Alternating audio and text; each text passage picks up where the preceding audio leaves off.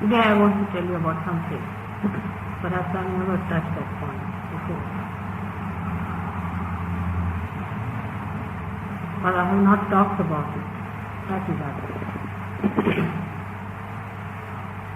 It is about the principle of Brahma.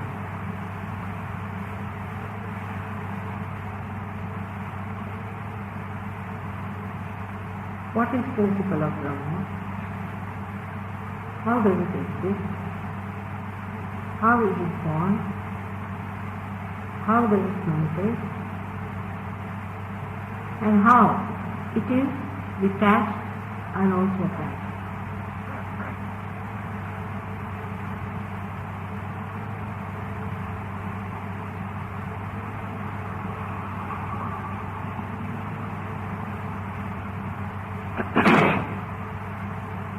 The principle of Brahma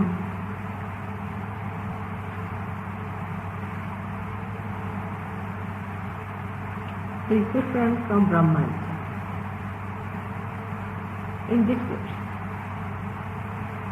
Like the principles that I follow is different from what I am. It's a very subtle subject and requires real meditative attention. So all criticism of your minds, please put them off and just put a full stop. Have you put a full stop on it? Please. And just listen with little subtler attention. Can you come forward? You all can come forward so that those who will be coming later can come later. Come later. I think better thing is to come forward. My chair. It's better to come forward, yeah.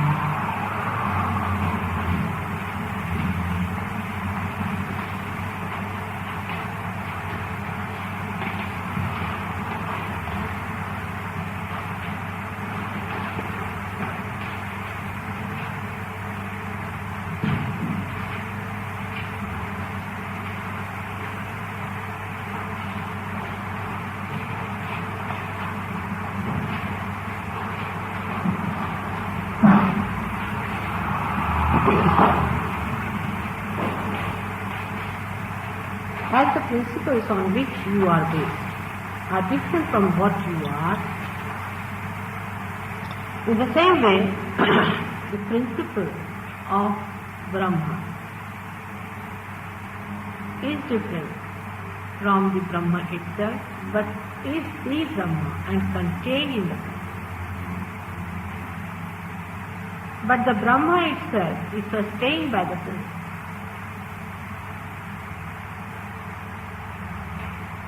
In dimension, we may say that Brahma is wider, larger, and you can call it even deeper. But the subtler is the principle.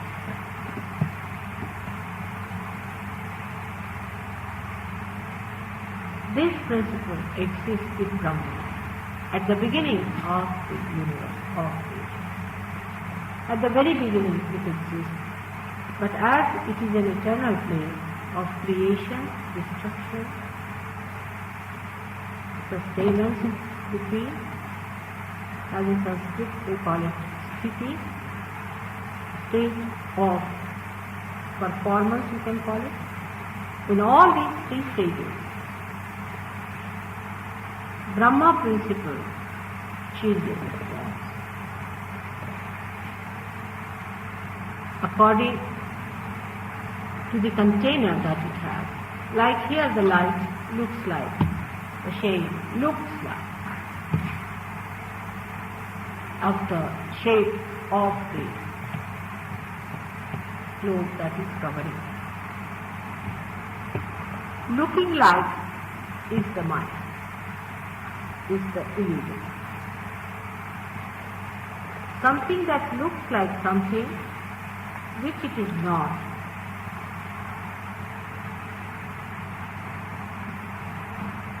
This phenomena is the mind, is the illusion. So the principle acts, pulsates the Brahma, and in the Brahman exists all the power which later on manifests the creation.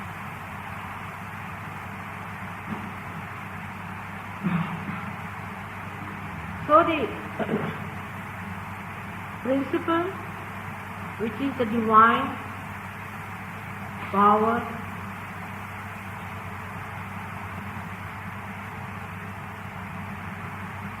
the aura of that, or the thing that it sustains, is the complete Brahma, and that Brahma has got three powers, namely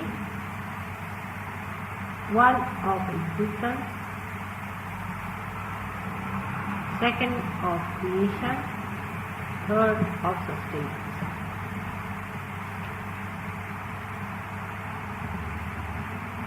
The principle is the pulsating power of the Brahma.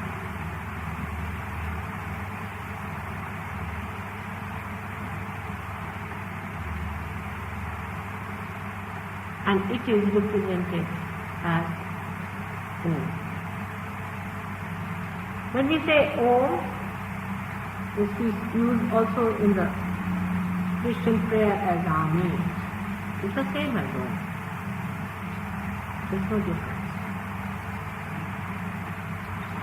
When we say Om, actually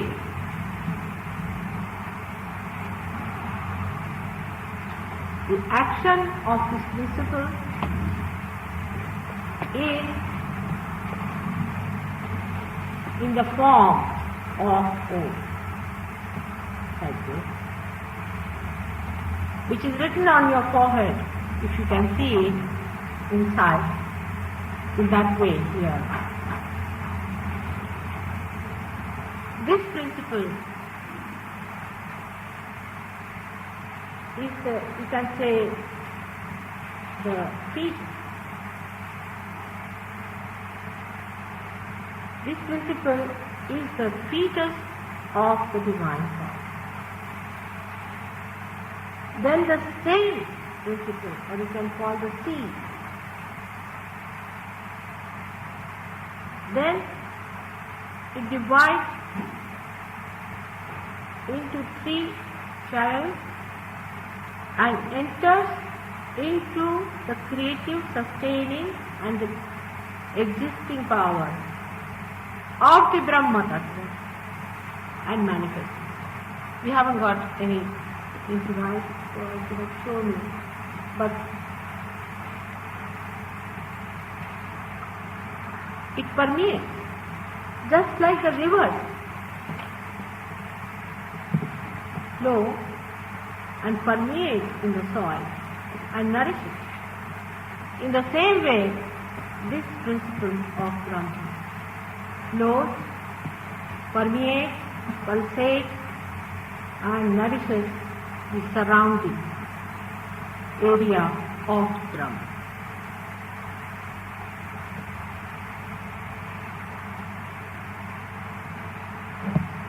So when the attention, which you call as Mahat Chitta, or the attention of God, you can call it,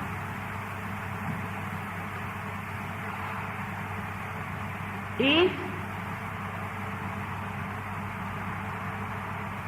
on this principle,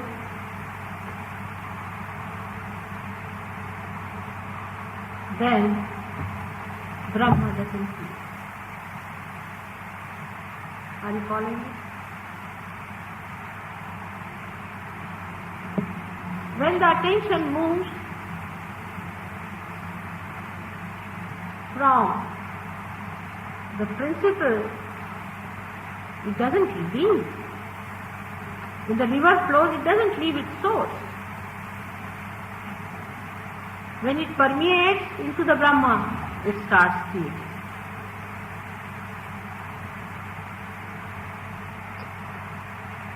This principle is detached as the light or the electricity inside this glowing ether.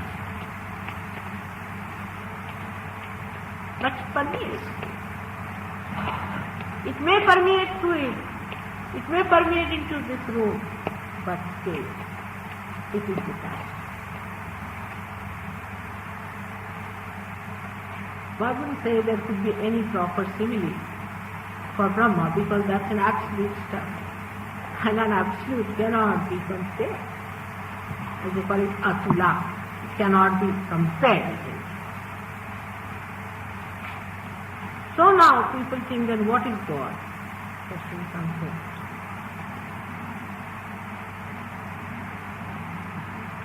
Where is God? What is He? What has He got to do with Brahma and the principle that is there?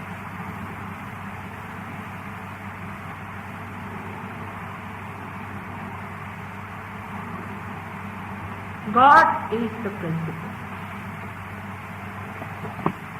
He is the attention. He is the joy. And He is the truth. And the Brahma that surrounds it is His power permeated, enlightened by His. The same Brahma has got the capacity to get itself transformed into the creative, sustaining, and we call it existing or destructive power. We can see a small little seed, how it manifests a tree. We never think, from where do the seeds come out? From where does the root come out? What creates the flowers? What gives it the fragrance? For the seeds do not travel with that. But there is definitely a mechanism which is very microscopic inside the seed, placed there.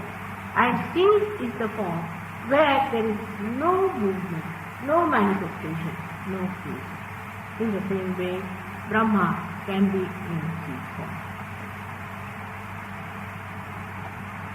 So, the sustaining power within us, or the creative power within us, or what you call the destructive power, or the left side power, which we call as the astikya, is the existing power. All these are manifested by principle of Brahma, but by themselves they are not.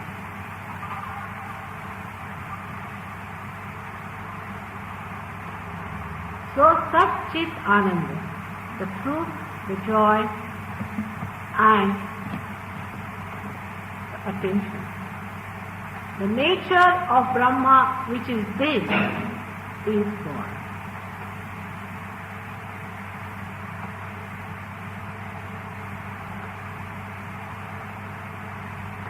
While what is Shakti then? The question comes.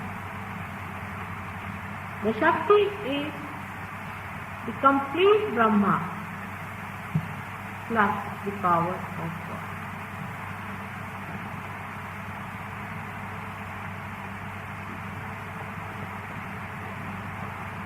Like the cotyledons in the seed, the premiole in the seed, the cotyledons support it. Through the cotyledons, the premiole takes all the powers and creates beautiful flowers and all the beautiful fruits. The roots also are created. The food is given by cotyledons. It sustains. Out of this, the principle that does it, the generating power, the germinating power that is in it, is the power that we call as the Shakti. But in a seed, which is a material thing, it has no awareness to do it. It's a very subtle point right to understand. The seed itself cannot germinate itself. It has certain other power within it which is placed by God, that germinates. It cannot do by itself.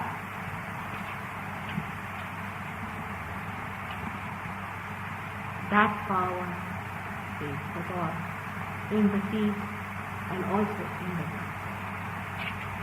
The germinating power is the Shakti. That power which makes it do it, but the seed is not aware of it. When you reach to the human stage,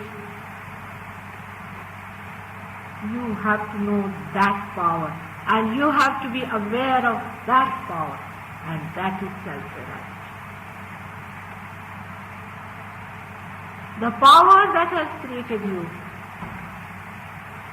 the power that has given you all these three powers, Ida Nadi, Pingla Nadi, all Kundalini, everything. The one which is the desire of all that.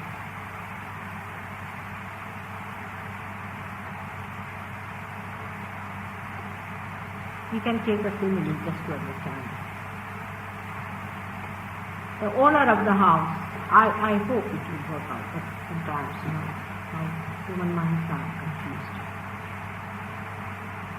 Supposing the owner of the house walks into the house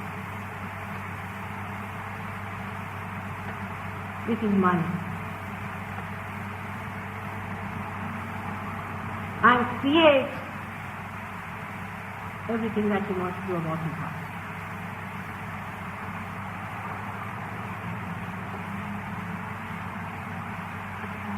Now the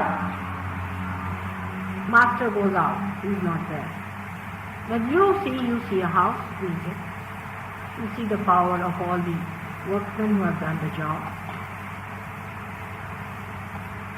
and somebody who has established it. But you don't know whose desire it has. In the same way, you have seen your body being created. You even see the mind that is you have got. You can see your emotions that are there, of course. You can also see you are a human being. You can also see you are much far away from the animals. And if you have some wisdom, you understand also you are much wiser than anything that is created so far. And also if you have some foresight,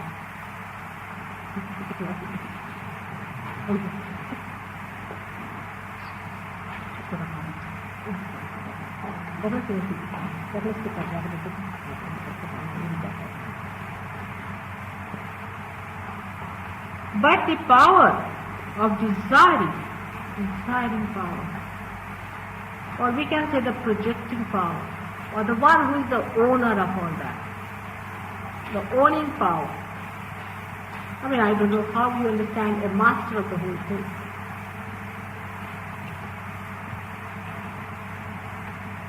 He is the master.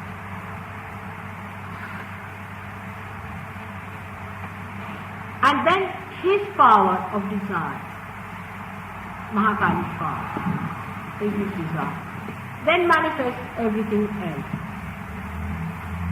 His desire to manifest is Mahakali's power that we see here on the left hand side, manifested in the human being as Irana.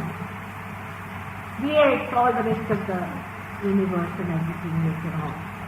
But first is only the desire.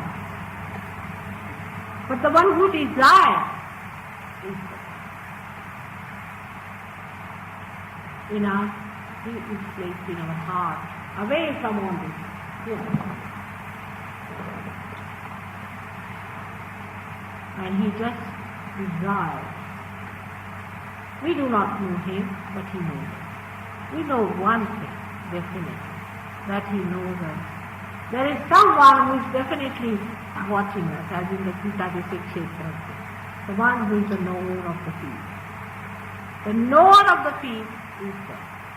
Once you also become the knower of your field, you are self-realized. This is self-realization. When people talk about self-realization, cheaply, I'm really shocked. The way people are taking to their hands such a revered culture and just tries to mold it for making money. Just think of it. From that level, this level is good truth. I mean, this only human beings can do, I can tell you. Nobody can do like this but human beings. Even if they are Rakshasas, they know that this is divine power and you cannot misuse it by any chance.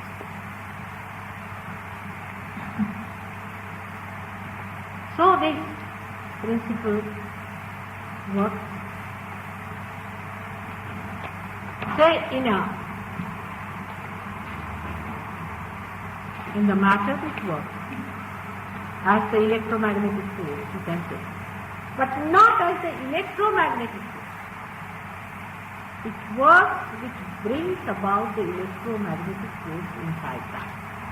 Can you follow the point? You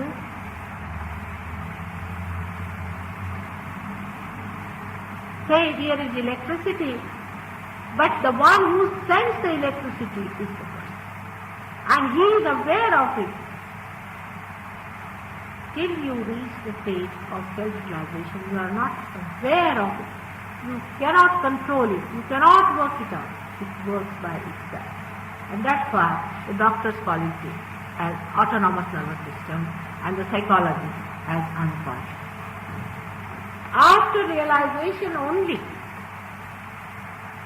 the whole thing becomes your own, in the sense you change size. So far you have been looking things from there. Now you sit with me and see the whole thing.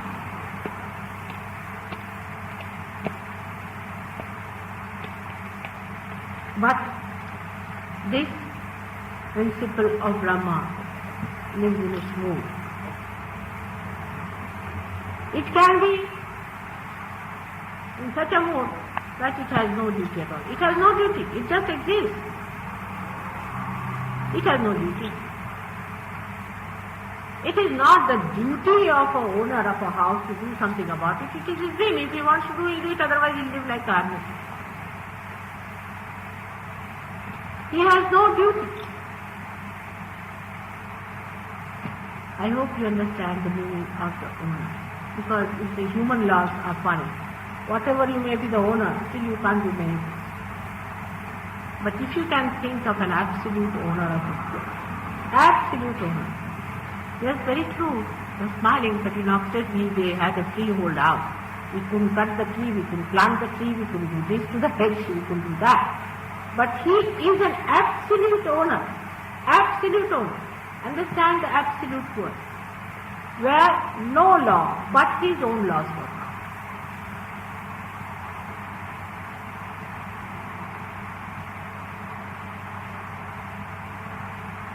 His laws operate. Nobody's law can reach. Then you may say, the question comes in, then how is it, Mother, if you say that we are free? Freedom has been given to us. Only the freedom is so far as to choose it. For your betterment, you are not going to better him. You are not going to better Sahaja Yoga by coming to Sahaja Yoga. You are badly mistaken. No. Sahaja Yoga has no duties. It's a whim. It has no problems. It is standing on its own master. It's not bothered whether you come here or go there. It is nishprayojana. It is without any cause. It is causeless. It's not bothered. So it has to take a form in which it has to bother. Then it creates, like a master of a house, need not bother about anything. He is the master. Who is going to criticize him? Who is going to argue with him? Who is going to challenge him? Who is going to put a quote against him? He is the master of everything. Absolute master. God means He is not only almighty, but He is the master of all that He has created. He is the master. If He wants, He will do it, otherwise He will not do it. It is His will that He is done.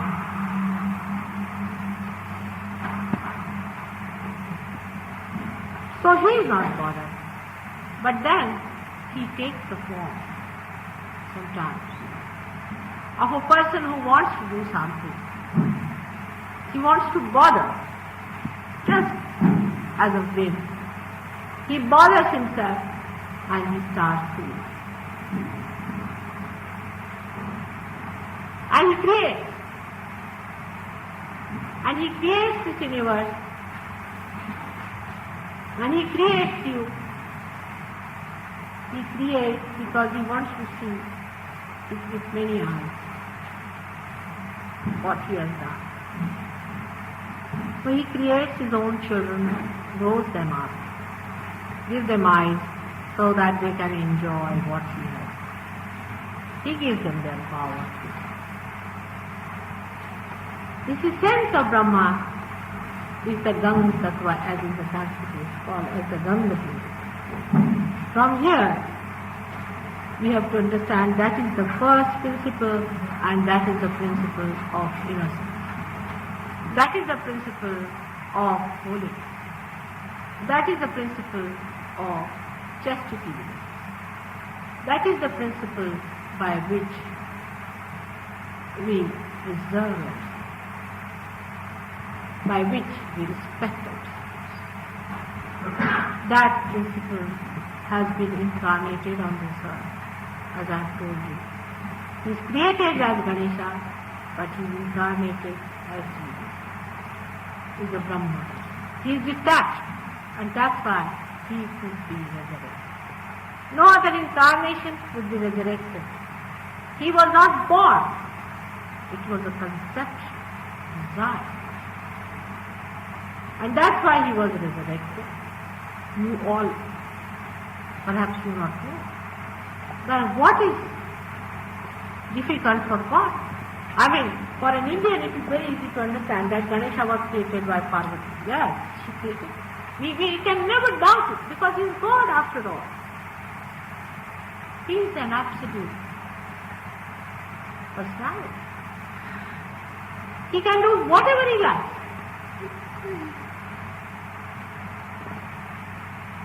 Of course, he does something that is intelligible to your mind. Tries. But if he has done something which is not intelligible to you, should not be discarded as something mythological or something out of the blue, not to be believed, because if you say that, then aren't you the most absolute people to judge?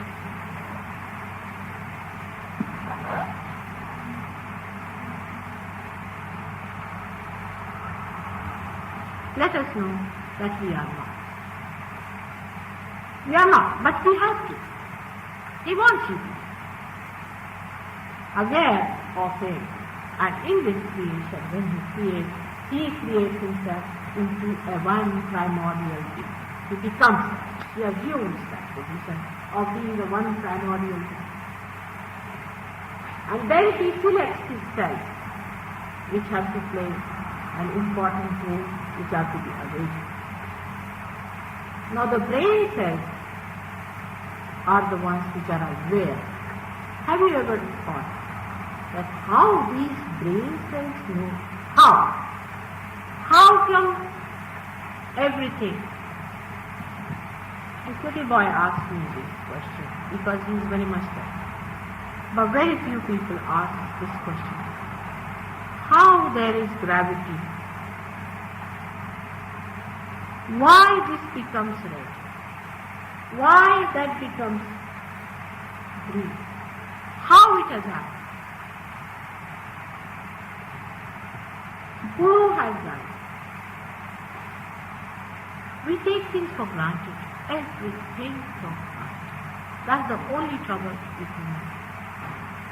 Taking everything for granted. If we do not take for granted everything, and just in all humility say that, oh Lord, we know very little about you, we would like to know. He takes you up and makes you sit in His brain, so that you become aware of the powers of His brain, of His heart. From where He loves, where He is the ocean of compassion, you become a drop in that ocean. And you also, with your waves, you jump up and down and enjoy that compassion of His. Just a drop you are, but you are the ocean. This is what explains what Kabira says. You see, these great people have described Him, but it becomes absolutely ambiguous for you. The human rationality cannot explain all these things. So your rationality has to improve onto vibratory awareness. You have to go up to that level, minimum of minimum, to understand God. You cannot understand His existence. So don't come out here with ideas that you are going to give something to God.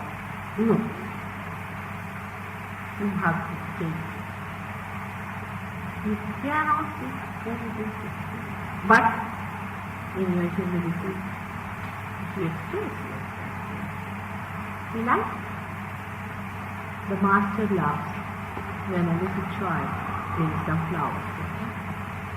When a little baby brings, say, flowers for the mother likes. Not like, but in fact there's a word Kautukam. I don't know, there's no word in English for that, I'm sorry. Kautukam is the happiness, the joy that one feels when he sees his child come out. When the person sees the child returning the love, in a small way. After all, children are, what are they going to do? Like this one, you see, one day he brought 2 tea for me. He says, grandmother, you can buy a sari with me. Yes, you better keep it. He found somewhere. He said, I haven't earned it, but I've got for you. So you can keep it and buy it. Then the feelings that come into mind, they are supposed to come. The feeling that comes within at that time in a mother's heart is the soul. The sweetness of it, the beauty of that, you cannot understand by your dry rationality, which can make it parched, complete. It has no feelings, it has no sensitivity, nothing. Oh God, this ego, I tell you, this so-called ego has really parched human beings completely. All the beautiful things that have been flowing there, all the sensitivities, and horrible books and horrible things that people have taught you have really finished all that beautiful that was there. Such beautiful flowers were created with such beautiful fragrance to be anything, have been parched completely, I feel, by this foolish ego of human beings, which is so limited. It was given to you just to understand the truth. But you have covered yourself completely with that mask. And it's such a difficult thing, I find. Such a difficult.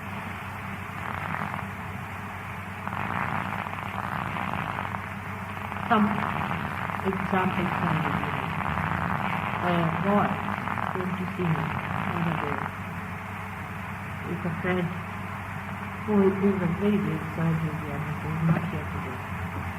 And he is, I would say, just to please the Sahayogi, I said, oh no, I can't take him out. We found the boy had a terrible guilt within him because he had done something horrible, absolutely horrible. But I told him that we have a date and it's forgiven, so give it to him. Try it, try. But nothing was out to him. So egoistic, and such small thing he was. I mean, if he was anywhere near the truth, I would have understood also that he thinks that he should get it or do it or not. But nothing of the kind. He goes back and tells Sister Hajori, oh, I think she is just an ordinary housewife, that's all. We don't take her serious. Then Hajori said, oh, really? What have you done? How many people have you cured? I have seen people suffering from cancer in India. I have seen with my own eyes Kundalini rising. I have seen people getting realization. There are so many I have seen with my own eyes. I have to disbelieve all that and believe you.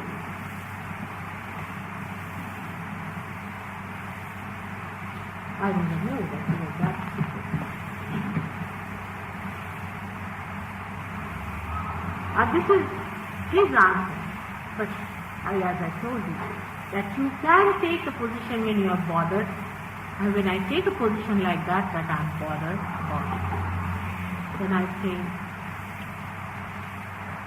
that really you are still very, very ignorant. But at least see, at least ask for it, and it should be done, because the creation has to be completed, it has to be fulfilled. And you have to know the meaning of your being. You have to know why God has created you and what are you. That is a must. People waste their time. There's no time to be wasted anymore, I can say. In the West, such a wastage of time, I find. Same in the East. They are doing what you have done before, like they are trying to build bridges and they are trying to do now underground trains.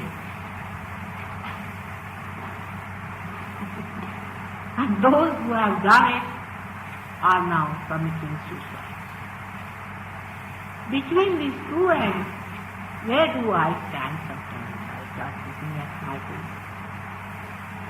What should I do with these extremes that are there? So please also put your Mr. Ego outside people's solution, so it will work. If it does not work out, that's not my concern. Not is my problem. It is your problem that it has not worked out.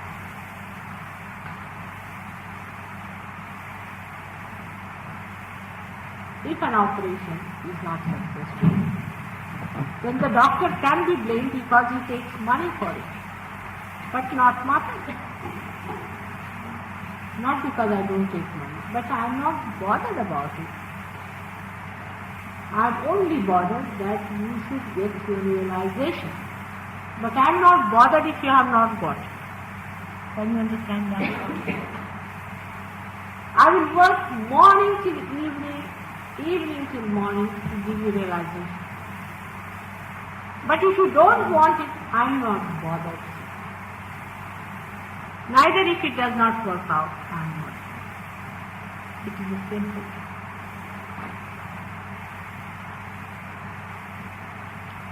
This is the only difference between a mother on this earth and I, the mother, who has to really give you the keys of your future, the keys of your joy, the keys of your truth. I have to do that. And I don't give you by taking anything from you. This must be understood. Because egoistical people immediately are on the guard. What have you got to give me, sir? I do not take anything. I give you. Because I have got it before. And you can have it. Because that's your right, so you better have it. But if you don't want to have it, I'm not going to force it. And then I take the steps, which I must confess, because I'm not bothered. And with the tricks, people disappear, reappear, and disappear, So be careful on that. This is the principle of Brahma, which is detached. The principle of Brahma is detached, that acts and takes away the interest. The interest goes away, the attention goes away. You are not bothered about it. This principle cannot be overcome. It is the principle itself.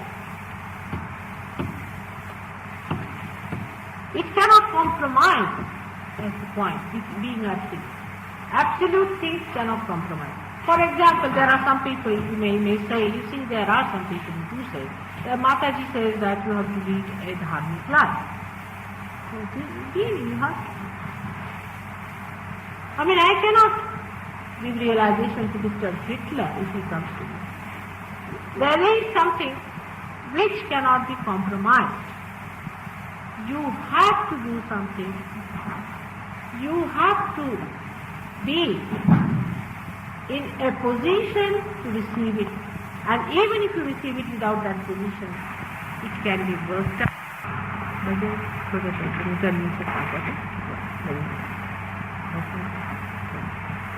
It is also not the principle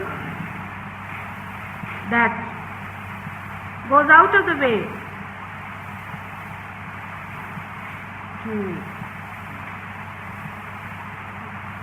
demand something. No, it doesn't. To a point or not, but it won't. But it is such a living principle, the beauty of living principle, I would say, which perhaps you know it, but you do not know. When the principle is there, like say this house is built, it has got a foundation, then it is built up, then a house is brought in, and then everything is done. Then once done is done.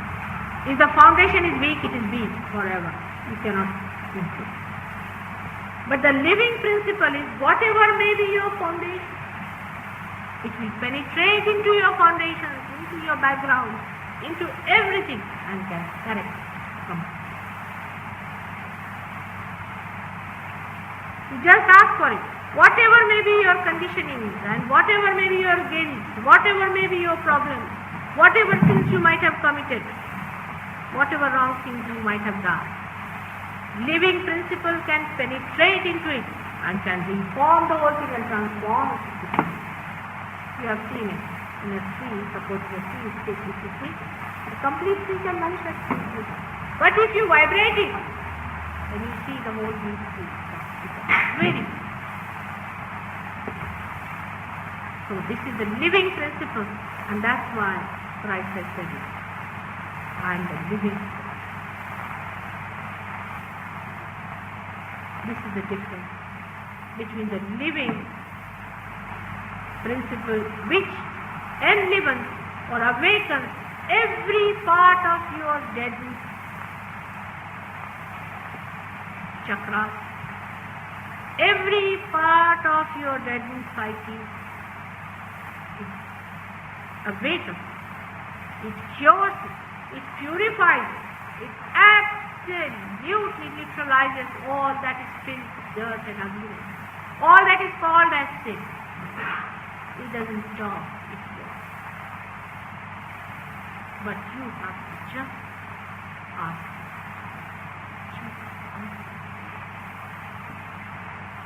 That's the beauty of the living principle. That's why when people get cured with Raja Yoga, don't be surprised. It's just a byproduct. It's nothing important. Even when the mad people become alright, nothing surprised. It's just a byproduct. Because it's a living principle. It penetrates into it. It breaks every bit and bit of it, cures it. It's so much. It's beautiful. Takes it into a flower. And that is what is wrong. But then people come down for Sahaja Yoga. Mother, I have a problem. What's the problem? My friend has not written any letter to me. Will you help me? This is some bad.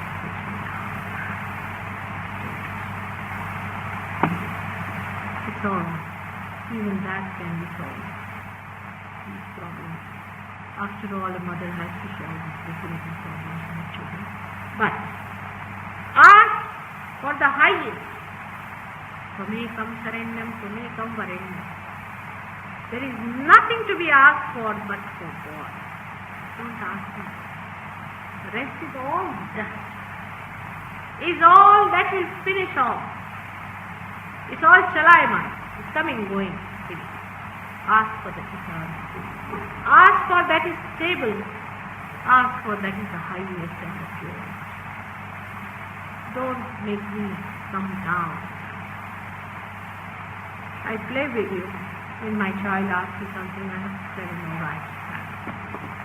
But when you mature, you must ask for the highest.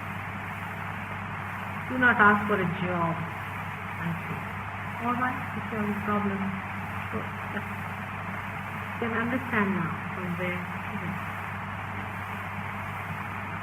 But today it's all right because it's too much in a Nishprayojan condition. And I was telling just now to these people, I don't know what I'm going to talk, but I have talked something. And if you have any questions, please ask me. In the meanwhile, I would like some surgeons to see these people, and then we'll go in for next week. You have some water in there.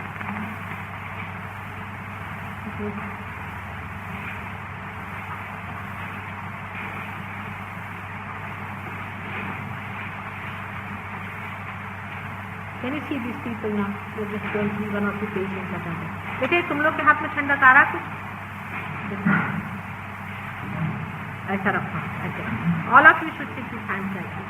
कैसा है? How is he? Better? Oh.